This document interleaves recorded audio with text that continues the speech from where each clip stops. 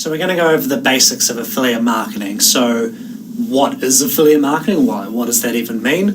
The various types of marketing that you could be involved in, the various entities involved in the affiliate marketing landscape or ecosystem, and then we're going to talk about how to actually get involved in these systems or these entities, and then we'll finish by discussing the mindset or the way in which you should be approaching things to best guarantee or to facilitate your success in the upcoming course and in your affiliate marketing career. So, first things first, what is affiliate marketing? What does affiliate marketing even mean? So, the term affiliate, it's just a simple term. Like, all it means is someone who's getting commission by selling or promoting someone else's product. That's all it means. That's it. So, for example, someone who owns a cafe and has a fridge with drinks in it, which is stocked by Coca-Cola Amatil or Pepsi or something like that, they may actually be getting commission upon selling, every can of Coke. So maybe say that they get 10% commission just by virtue of having that actual fridge there. They are technically, or you could consider them an affiliate of Coca-Cola. This may not be exactly correct, but by definition, that actually makes sense. But you wouldn't see this person going around saying they're an affiliate of Coca-Cola because it's not really considered that, or that's not the way they would talk about it. Now, when it comes to internet marketing and ways to make money on the internet, there are thousands of ways. There's literally a plethora of ways you can make money on the internet. And if you just go Google make money online, you'll see this. There is just many, many ways that people recommend. Generally, though, these can be classed into two different categories: e-commerce or affiliate marketing. Now, each of these requires your investment, either in time or in money, usually both. And because this investment is required, I wouldn't ever really consider any type of affiliate marketing free. So search engine optimization, or SEO, for example, it's a great example of something which was apparently free, but actually became extremely expensive. So in the early days, people would say, build these mini sites, use SEO because it's basically free traffic, but it's not free at all. If you have to spend 8 hours a day building backlinks and investing all of your time in this thing that you're doing, in this endeavor, and that is not free unless you put zero value on your time. And if you put zero value on your time, frankly, you should probably update your thoughts there, your perspectives on the value of your time a little bit. So SEO is now extremely expensive. If you want to be at the top of the search engine rankings, if you want to actually be competitive there, you have to compete with other people. And those other people are paying a lot of money to have people build backlinks, build extensive systems to actually help them ranking. They're using platforms and tools for competitive intelligence. They're doing all these things which require money and investment in terms of labor and time. And if you're not doing that, you're not going to compete with them. So that is definitely not free anymore. Now, moving on from that, let's talk about what makes affiliate marketing good, or why is affiliate marketing a great thing to get into. So I guess you can kind of separate affiliate marketing into various questions or into various categories in terms of why it may be good or bad. So as a business, affiliate marketing, well, the sales model can be extremely scalable. So if you're a business and you have some product or service that you want to sell, and say it's a digital product and you have close to zero reproduction costs for that, or it's some brick and mortar product but you can actually sell or make a lot of those on demand, or it's a very high ticket product where frankly you don't care about reproduction because the amount of money you make or the amount of profit you make on that product is extreme, then affiliate marketing can be really great for you, because if you offer the right incentives to someone, then basically other people will do the work for you. So you can give commission on some sort of product or service, and if that commission is really, really attractive to some other marketer, then they bring skills to the table and will help you sell that product, and you don't have to give them anything other than a cut of that actual sale. And provided that's still profitable, then that's just, it's a really great investment for you in terms of your time and your money and the actual output and the advantages you get from that. Now, as an affiliate, it's being an affiliate marketer or working in an affiliate capacity, it removes a large amount of risk, and logistical overhead, and it can be practiced or employed by almost anyone. So anyone in the affiliate marketing industry who's relatively experienced and well networked will know a lot of people who are very, very hard hustlers and marketers, and then quite a lot of people who are very lazy, and then people who work from home in their underwear, people who work in an office. There's a huge scope of people involved in the industry, but one of the key things is that they can do it from anywhere, and people from almost all walks of life can actually participate in affiliate marketing. Now, in terms of the risk and overhead, there's definitely a lot of risk involved in various ways, but in terms of logistical overhead, you don't have to build a product, you don't have to create a game, you don't need to build a traffic source, you don't need to do any of this. You can basically go use other people's products and services from beginning to end to actually make money. You can use other people's software to make banners, to then upload to someone else's traffic source, to send other people to someone else's product or service for you to make money. And if you take a step back, that's actually a really wonderful proposition in terms of an income source. Now, the other thing is it's almost entirely performance and lead based. So because of this, experienced affiliate marketers become very highly data driven, and the skills that they get from being involved in this performance marketing industry can be readily leveraged in almost any area of marketing and in lots of areas of business as well. Now, as for the negatives, there's a few things I'll highlight. The first one, which is mainly a negative to business owners and networks and advertisers, is that there's a lack of accountability and there's lone wolves everywhere. So most of you will be well aware of the fact that a lot of people on the internet in this day and age kind of hide behind this veil of anonymity, in the sense that they're anonymous and people don't know who they are, and that their actions don't really have consequences. And this mindset can be very damaging to the industry, because you do get a lot of people who, in many senses, are sort of anonymous, and they can basically participate in affiliate marketing, driving leads or traffic to some sort of business or product or service, advertising on some traffic source, and they can be non-compliant, something can go wrong, and they can literally just disappear off into the distance, and the advertiser or the affiliate network, they have very little chance of actually chasing up this person because they barely even know who this person is. So that is one sort of negative of the industry. It's something which disappears once you get to a higher level where the business relationships are a lot more solidified and things are a lot more professional, and you're a lot more professional. But in the beginning, there is this kind of problem. And because of this, it's very easy for there to be damage to business reputations. A very, very obvious or easy to highlight example would be people who run non-compliant ads, which can get advertisers in hot water. So one thing you have to understand about the affiliate marketing industry is that to lay public, people who are not involved at all, they don't really know about affiliate marketing. So when they see an ad on a platform for some game or some platform, or for a dating site like Match.com, they think those ads are run by the advertiser. They don't really discriminate. So affiliates can actually go along and launch ad campaigns which are perhaps non-compliant or haven't been approved, or are dancing on this line of risk-reward in terms of the actual ad creatives they use. This can actually damage the reputations of businesses, and this can deter large vendors. So vendors like Coca-Cola, for example, well, this is probably a bad example because they probably have an army of marketers. They don't need affiliates at all. But large vendors might not want to be involved in the affiliate marketing industry and aren't willing to risk letting other people run traffic to their products or services, partly because they don't need to, partly because they don't want to, partly because they're very, very skeptical or suspicious of the credibility or the trust or the reliability of affiliate marketers in general. Now, in the same vein, it can be difficult to control affiliates. So this mainly comes down to affiliate networks and advertisers, and that as much as you can have compliance terms and terms of service and rules and regulations and approval guidelines and terms and all these processes in place, you can't control what some random person does on the internet.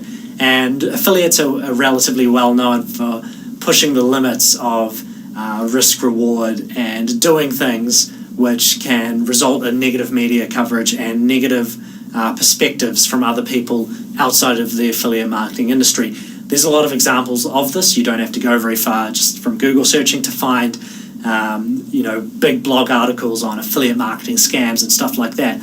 And those things reflect poorly on the industry, and they don't really paint a reasonable or a very fair picture of what actually happens in the industry and the very talented, legitimate people and agencies and businesses involved in the industry overall. But that's just the case. That's what happens in a lot of industries. And a lot of these examples are generally from people who are very poorly educated or ignorant of what they're actually doing. But more often it's out of greed or hubris and the desire to make a quick buck with not really considering the consequences, or actually not just flat out not really caring about the consequences. So these are these kind of lone wolves that I've mentioned earlier. Another negative aspect of the affiliate marketing industry is definitely the volatility and sustainability, more so at the campaign level. So affiliate marketing itself is not going anywhere, but specific campaigns that you're running, in most circumstances, are relatively volatile in terms of their long-term sustainability. So you need to develop skills, systems and relationships through various means to actually offset that, to have a more reliable business or a reliable income source as a whole. So now I'd like to talk about the different types of marketing that you might encounter, or that are just involved or in general sense exist. The first is direct response marketing. So this has a very, very long history, and definitely one that you should use as a resource. So if you're interested in learning more about direct response marketing, just I'll add some resources to the AMC platform for you to actually have a look at. So some of the most ingenious and creative ways of actually engaging customers, generating leads, and marketing to the consumer were born in the days of direct mailing, magazine ads, and things like that, the direct response industry kind of in its prime. So direct response, the term itself, is characterized by a few things: segmentation, analytics, and an emphasis on having trackable, measurable actions and responses as a part of your campaign. So these are systems where you do some sort of marketing and there is some direct response from the consumer that you importantly can measure. So a billboard, for example, is a terrible example of direct response, because you can't measure how many people actually looked at your billboard. Actually, you might be able to do that, but it would be very laborious to actually achieve. So the next type of marketing I'd like to highlight is performance marketing, and I guess this is a little different in terms of the scope of what this even defines. So when I say performance marketing, what I'm really talking about is marketing where you as the marketer are paid based on measurable action. So this kind of goes hand in hand with direct advertising. So I say I'm a performance marketer. What do I even mean by that? I really mean that I'm data-driven, performance-focused, and most of the marketing activities that I do are paid for just that, performance. So I work on a performance basis. A similar way that works in an agency context is that you may actually be given a budget and then you engage in some marketing, and then the continuation of that contract and the actual amount that you get paid at the end of that depends on the actual performance, regardless of the fact that you may have been given an initial budget to actually work with. The last type of marketing that I'd like to highlight is brand marketing. So this is kind of the other side of the fence compared to direct response marketing. It's not the kind of marketing that I'm really that interested in, or that will be the focus of this course. But it is important to be aware of the objectives, or the different objectives of brand marketing, and the role that brand marketing actually has in the ecosystem. Don't be fooled. Brand marketing and direct response marketing, they're not sort of king and prince or anything like that. They are both absolutely huge, and I couldn't actually tell you how much gets spent on either one, but it's very likely that brand marketing, which I kind of consider more dumb in the sense that it's not as trackable and data-driven, probably spends more money per year. And if you were to ask someone like David Ogilvy, one of the greats of the direct response industry, about brand versus direct response marketing, then he would have some interesting things to say. I'll link to that video on the portal. That's something you should definitely watch. Now, moving on for that, I know I like to waffle a bit about these kinds of things. I promise I'll try and be a bit more concise in later parts of the course, especially when we're going over technical details, and repeating things over and over probably doesn't help too much. Now what I'd like to talk about are the entities involved in the affiliate marketing ecosystem that you may interact with. So the first one is you. Obviously, you're the one with the skills to drive traffic to clients or to some product or service. The next one is the traffic source or traffic sources. Now, there are thousands of traffic sources, too many to name, almost too many categories of traffic source to name. These are where you exchange money for impressions, which you then hope turn into clicks or conversions. That is the goal, essentially. The next platform or system or entity that you'll be involved with are tracking systems. Now, tracking systems will either be controlled by you and hosted on a server that you own or you control, or they will be managed and hosted on someone else's infrastructure. There are pros and cons to each, which we'll go into later. Now, these act as your critical command center in terms of managing and optimizing your campaigns. The next entity, and arguably one of the biggest concerns to you, are the affiliate networks that you work with. So affiliate networks are essentially aggregators. These are companies that manage thousands of marketers and connect them with products and services or advertisers. So their clients that they'll have business relationships with on the back end will be product owners and service owners. Now, affiliate networks form a key part of the industry. One of the primary things they do, which is important to you, is they absorb certain levels of risk and provide you with better cash flow. So a typical affiliate network may provide you with weekly wires or transactions or payments at $500 or $1,000 a week revenue thresholds, which is relatively low by affiliate marketing standards. Whereas if you were to work with an advertiser directly, this is very unlikely to be the case. So they provide this better cash flow. Another thing they do is they absorb risk. So imagine being an affiliate network and working with some client, and you have 50 affiliates driving traffic to that offer. Because of that, you're actually driving $10,000 in revenue to that product or service per week. Now, you as the affiliate network may be paying out all of those affiliates every week. So every week you're paying out $10,000 in revenue to these affiliates, but the advertiser, they may pay you on a net 20, net 30 basis. So at the end of that month, you've seen $50,000 in effective revenue. You might only see that revenue actually come back to you another 30 days after that. So essentially 2 months go by, and you may have floated $50,000 to $100,000 in cash to your affiliates.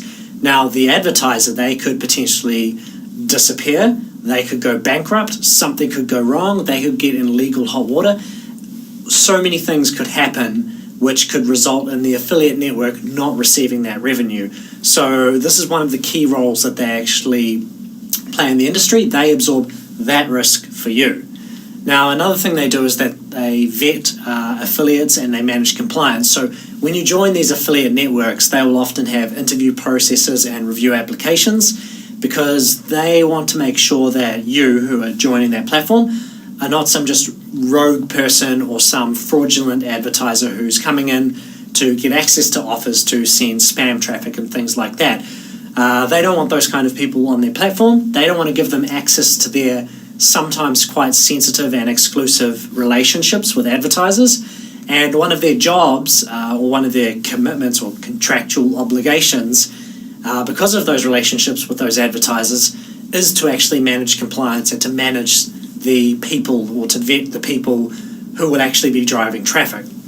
So if you join an affiliate network and they have these quite intensive review processes, or they want to interview you, call you on the phone, call you on Skype, whatever, if you think this is a little intense, remember the amount of risk that they carry on the back end and what they have to do to guarantee or to improve the security of their business. And do be aware that some affiliate networks will receive dozens, hundreds, or even thousands of fraudulent affiliate applications per day from various countries, where they mark those countries as quite high risk as well. So countries like Nigeria and China and many African countries, there's nothing to, no discrimination against people in those countries, but for affiliate networks, they may statistically be the countries where they get a large number of fraudulent applications. So if you are from those countries, don't be alarmed or really irritated or disappointed if an affiliate network doesn't give you the time of day or rejects your application, where on your end you feel like they didn't really give you much of a chance. In all these cases, it's really best to actually just get on the phone and put yourself in front of these companies and show that you're a legitimate person. Some person who's wanting to sign up as a fraudulent affiliate and send spam traffic, they're unlikely to actually be the one to make the first move and take an initiative in calling an affiliate network or a representative to discuss opening an account. So that's an easy way to actually get through there. Now, the last entity that you'll be potentially involved with is the advertiser. So advertisers are essentially the businesses with the products to sell, i.e. the products that you can drive traffic to and market. Now, there is a bit of a conflict, at least for me, in the industry with the words advertiser and publisher, and these terms kind of get interchanged a bit. So when you're at the traffic source end, you, the person who actually creates ads and advertises some product or service, you're the advertiser. The person who has the web real estate, so the website or the app where your ads or your banners can go, they're essentially the publisher, or that's what they are called. So they're the one who publishes something on the internet. Now, when you go to the affiliate network side, you're actually the publisher and as the affiliate, and the person who has the product or service, they're the advertiser. So the person owning the product or service, they kind of want that to be advertised, so are the advertiser in that sense, and you're the publisher in the sense that you are publishing ads somewhere on the internet. So I really don't like the fact that these terms are kind of interchangeably used and mean something completely different depending on the context. So when we get to the affiliate network side, I kind of like to think of the advertiser as the advertiser, client, or vendor, and then you I consider as the affiliate. I kind of never call them publishers because it just gets a little bit confusing. So FYI, that's what those terms mean. Now the advertiser, they are essentially the most important link in the chain. Arguably, they are the most important entity involved in this entire process because they're the ones that have the product or service that can actually be sold. So the thing that can actually generate money, and they're the people who have the budget, which essentially gets pushed towards you in terms of commissions. So without the advertiser, there is nothing. Like you can change traffic sources, you can skip a traffic source and do sort of direct advertising, you can remove an affiliate network, you can not use a tracking system, but at the end of the day, the advertiser has to exist or there is nothing. Now, they are also arguably the ones who are most important to please in terms of the overall objectives of the various entities that you're working with. At all points in time when you're running campaigns, you should be thinking about what are the objectives of the advertiser and how can I meet those objectives, how can I make myself be valuable to that advertiser. This tends to come down to things like providing quality leads, avoiding terrible traffic quality to them, making sure you're compliant and avoiding things that may cause brand damage and things to them, and providing them with revenue. So the affiliate network will also be concerned with these things as well. Now the advertiser, they arguably also carry the most risk in terms of the damage they potentially can have to their business.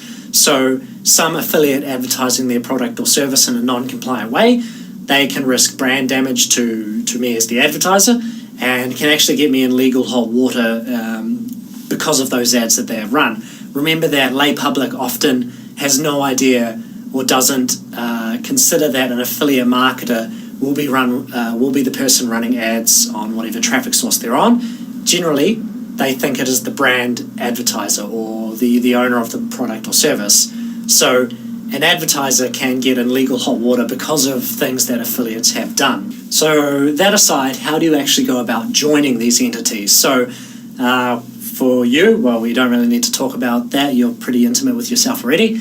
But one thing I should note is you should treat yourself as a business. So in all senses, you should operate in the affiliate marketing industry as a business, even if you are a single person. Now, as for traffic sources, these are relatively easy to join, well, most of them.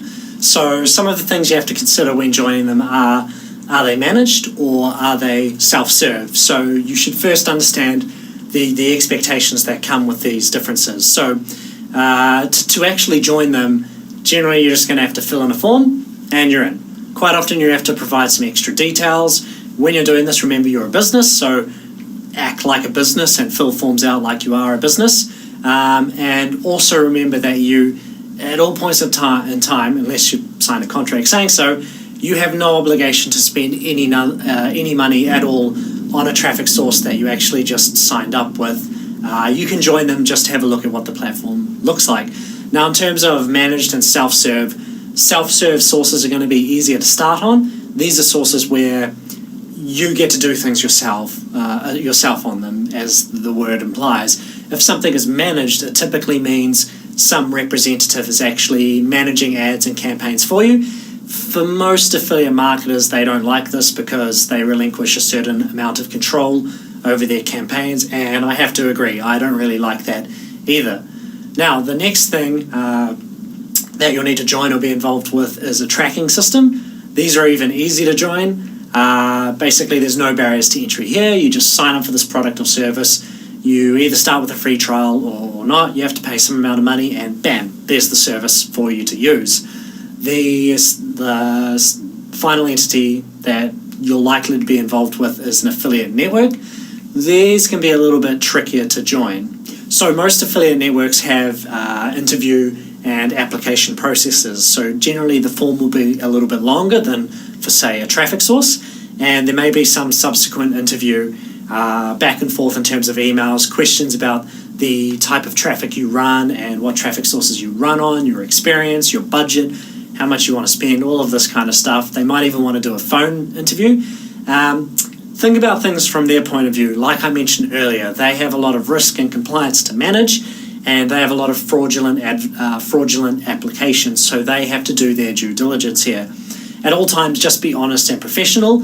If they ask you about your level of experience and how much traffic you want to bring, if you are new, just say that. You're not going to get anywhere, or you're not going to get any traction by bullshitting and saying that you run $1,000 a day already and you're an expert on these sources, because when push comes to shove and you actually do try to do stuff with them, even to the most inexperienced affiliate network rep, it's going to be pretty obvious that you lied after a while. Now, as part of the 6-week Affiliate Mastery Challenge, as part of our relationships with sponsors, we actually streamline your entry into an affiliate network, and we will actually run prescribed campaigns with them. So I kind of make this easy for you if you're starting out and you haven't actually joined an affiliate network yet. Otherwise, we have this network here that you'll be guaranteed entry into. Now, the last entity that you may be involved in is the advertiser. So this is kind of atypical and might be something you encounter or deal with much later in your affiliate marketing endeavors. This is essentially called going direct. So this is where you cut out the middleman, the affiliate network, and you work directly with the advertiser. Now, this is the best option by far for profit, because there is a middleman gone. So obviously there's someone gone who's shaving off some commission or percentage of the raw revenue that is being made. But there are disadvantages to this as well. Cash flow is generally the main one, or usually the one that you will encounter. Many affiliate networks will pay much faster than advertisers. So if you work directly with an advertiser, chances are you're going to have to absorb more risk in terms of cash flow and probably wait longer to actually get your revenue out to you. Now, there's also the risk of non-payment. An advertiser not paying you is probably a bit more likely than an affiliate network. And affiliate networks tend to have, it's part of their business model to actually float affiliates and absorb risk there for you. And some advertisers, like affiliate networks and like anyone you might work with in the industry, can just be jerks or bad at business, whereas an affiliate network, because they work with so many advertisers and so many affiliates, generally speaking, they kind of have to be a bit better at what they do, otherwise things just go south for them. So how do these entities actually fit together? So I have made a little map for you, a nice schematic of how things actually work together for those of you who might not quite understand what's going on. And here it is. Isn't this figure beautiful? So you, as the affiliate marketer, basically purchase ad space at some traffic source, whatever it may be. You will send traffic to a tracking system, which is controlled by you. You may then send people directly to an affiliate network link, or if you're using a landing page or a web page, you might send people there first and then to the affiliate network. And then the affiliate network redirects and pushes people to the advertiser's offer. So it's actually a very, very simple, fundamental process.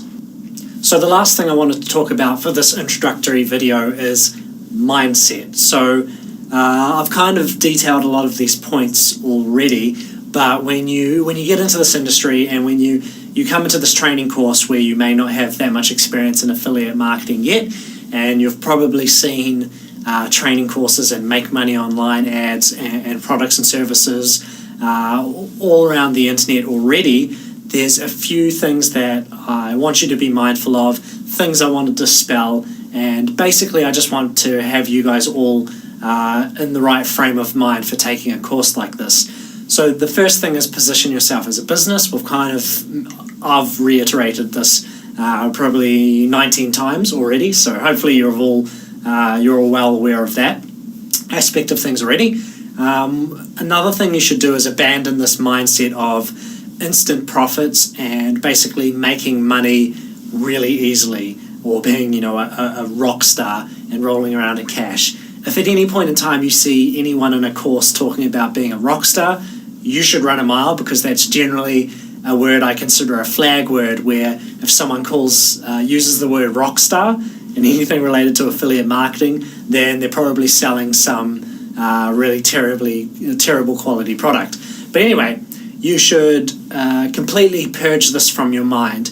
If anyone tells you it's easy to make money on the internet, they are lying. Or the only experience they may have is using some sort of exploit or some non-compliant or very transient way of making money on the internet, where their perspective on how easy it is to make money is just completely off the mark. So abandon that mindset completely and that expectation. So this course is not going to just flat out make you money. By taking the 6-week affiliate mastery challenge, it is not going to guarantee you 4 figures a day of profit. That is not how it works, and I'm not going to guarantee that's what's going to happen. I can't tell you that you'll make even $1 from this course, because a lot of that comes down to you and the action you take. If you ever see products where they talk about push button profits or one-click profit or laser targeted traffic and profit and money on autopilot, generally those are all piles of junk, and you should run a mile. That really just doesn't exist in the affiliate marketing industry.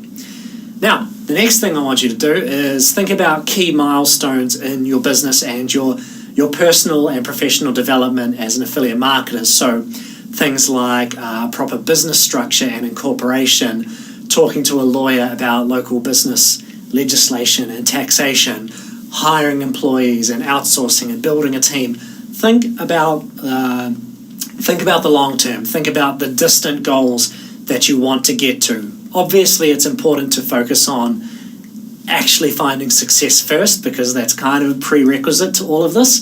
But really, imagine yourself in a year's time. Will you have a team of people in, the Philippines or Western or Eastern Europe who are working for you?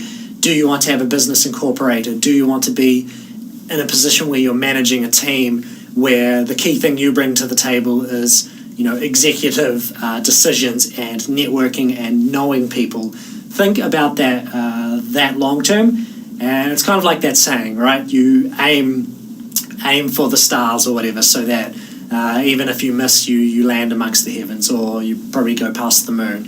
So always kind of be ambitious in terms of your actual entrepreneurial and affiliate marketing goals. Now, the next thing I want you to do, which is particularly relevant to this course, is focus on learning and on education. You've already made a great decision here by becoming a member of this course or a participant.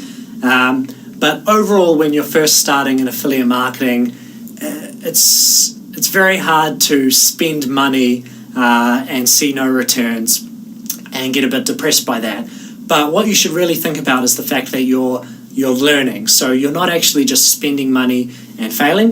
You're spending money on buying data and an education. That's very important. That's the way you should think of things when you're starting out.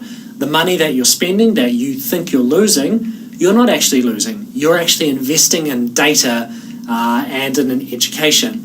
Now, when you spend money, basically it gives data which tells you how to become better at making money or to become better at not losing money. And once you get over the fact that you're essentially buying data and an education, it's much easier to be really objective about your testing and to test campaigns and to test approaches with this mindset that you're actually buying results and buying data to help you actually learn something. And remember that education is very rarely free. Things like university are generally actually quite expensive. So affiliate marketing is no different. If you want a good education and you want a good foundation of knowledge, you're going to have to actually invest in getting that. Another thing I can recommend is to, whenever you spot opportunities, jump at them. Again, you joined this course. Good job. That was a very good decision. So opportunities that may come up in your affiliate marketing endeavors, jump on them. So things like reading books that people recommend have made massive changes for them. Reading blog posts that people recommend. Mimicking successful marketers. Doing joint ventures with other people, or networking and working with and collaborating with other people in the affiliate marketing industry. These are all opportunities for you to progress and the things that you shouldn't shy away from. And that kind of comes to my second or my next point, which is going outside of your comfort zone. So people grow the most when they go outside of their comfort zone.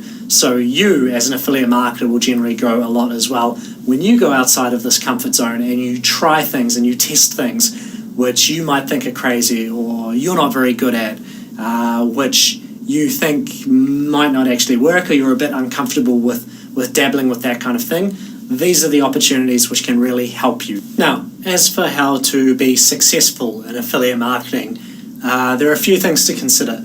First thing is that the fundamentals of the affiliate marketing game, they don't change year to year. It's only things like traffic sources, popular ad types or available ad types that exist, offers, affiliate networks, technologies, and what's hot in various contexts.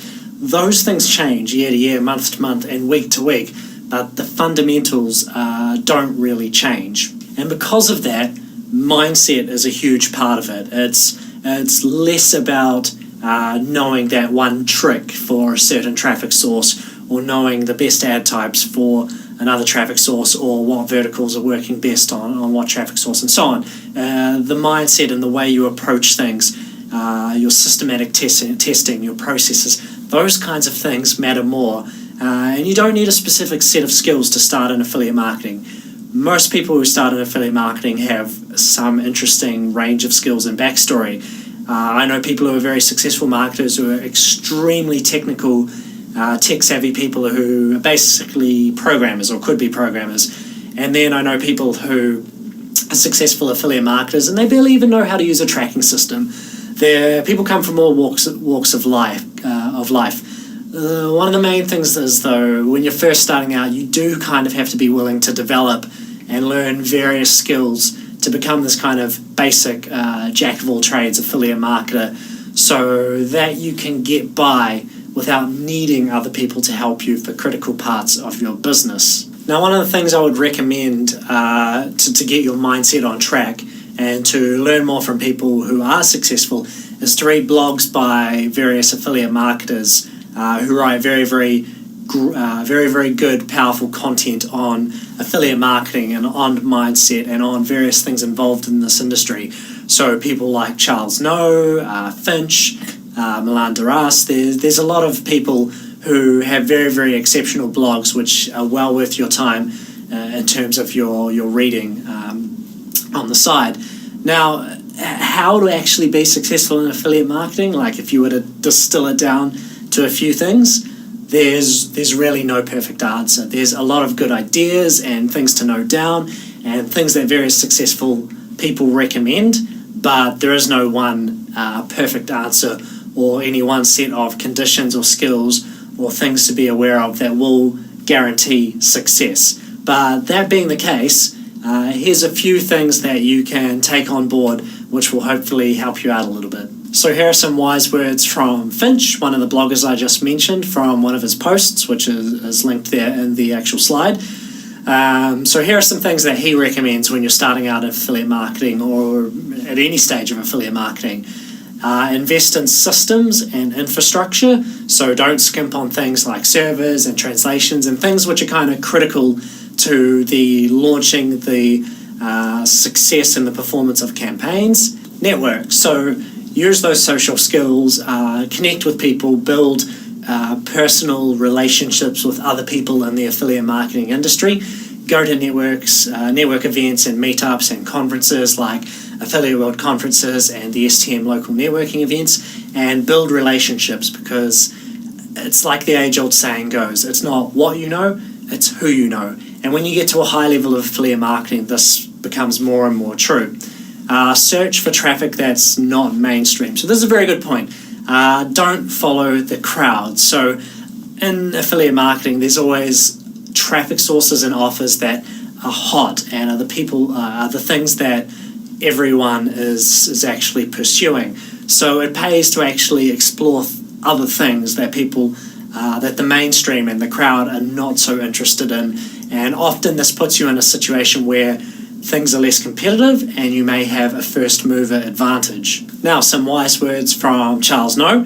One of the points he makes is to implement faster. So take action, get feedback, adapt, and repeat. So his words, very, very concise. And this kind of sums up exactly what you should do with campaigns. Actually take some action, get some feedback or data on what works, what doesn't, adapt and optimize based on those real results, and then repeat that process. So here's another excerpt from Charles. He said that affiliate marketing is a skill, and the only way to develop the skill is through practice. Launch a campaign, fail, analyze, make corrections, try again.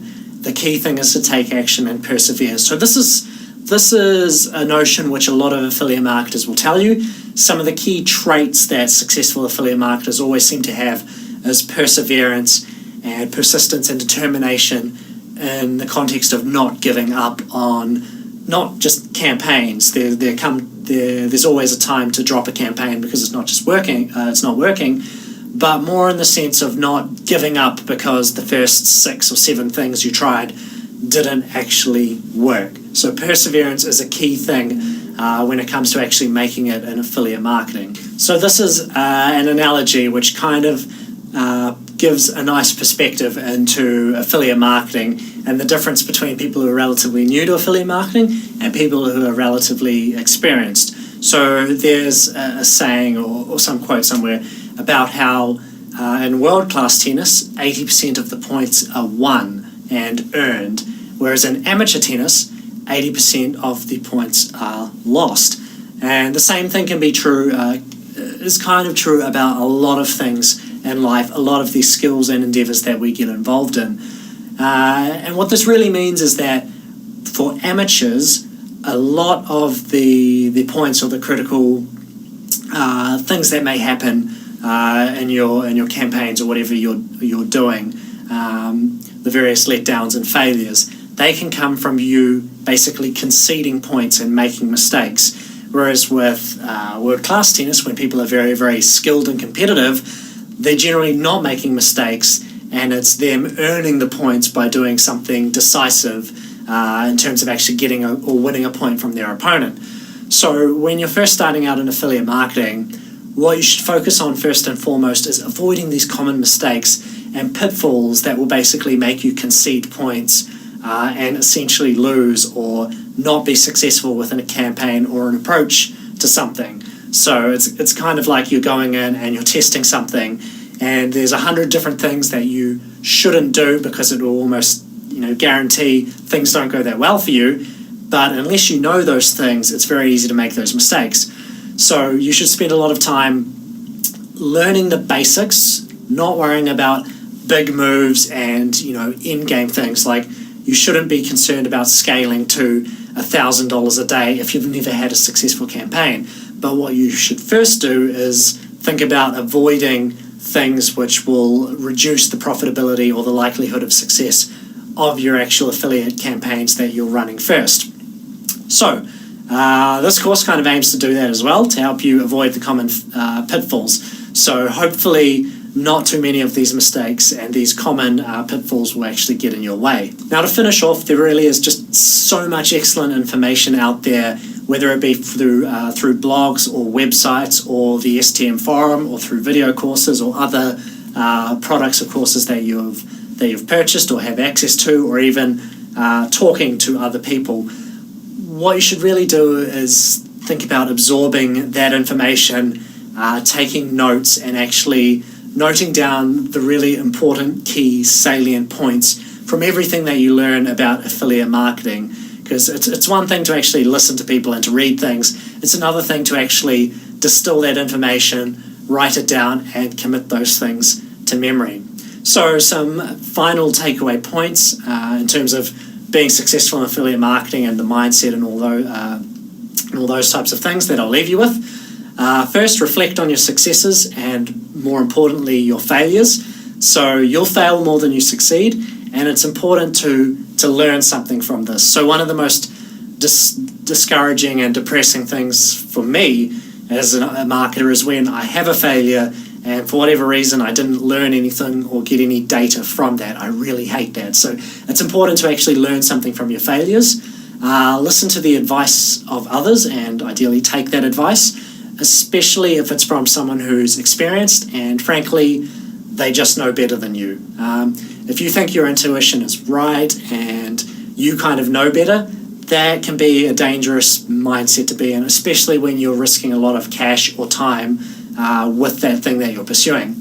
Do your due diligence. So at the end of the day, it always comes down to you taking action and you actually doing things that will improve the chances of success of your affiliate marketing career. Things like networking, talking to people, checking your tracking, your offer conversion flows, things that we'll talk about a bit later, networking with people, building relationships. All of these kinds of things really come down to you. And at the end of the day, if you don't actually take action, then no one else is going to do that for you, and you're never going to see success. And if you never have failure, you're never going to have success that comes after that. The last thing I'll leave you with is set goals, build checklists, and adhere to those, and constantly refine your systems and processes. So it can be as simple as having a checklist of things to do today and making sure that you consistently actually do those. These kinds of things will actually help you be successful in affiliate marketing.